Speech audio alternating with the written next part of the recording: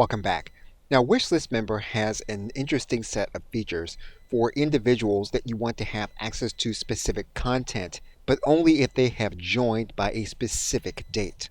And the reason this system works is because Wishlist Member protects specific pages with specific membership products that you are going to set up. So inside of Wishlist Member, what you're going to do is you're going to go to your content control area.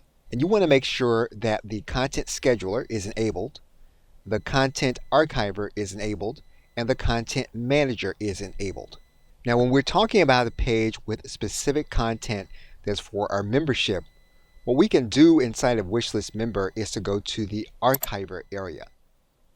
And you'll notice here that there are going to be specific products that we can have a specific archive date for. And in this case, what we can do is we can set a specific date that a product will be archived, and only the individuals that have access to this particular part of the product prior to the archive date will retain access. You're then going to click Update.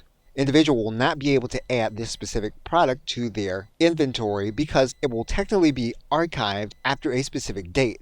Individuals that have access prior to this date will have access to this particular page or content. Now, this is slightly different than a drip feature, which is common amongst membership platforms. Okay, so with that, thanks, and I will see you in another video.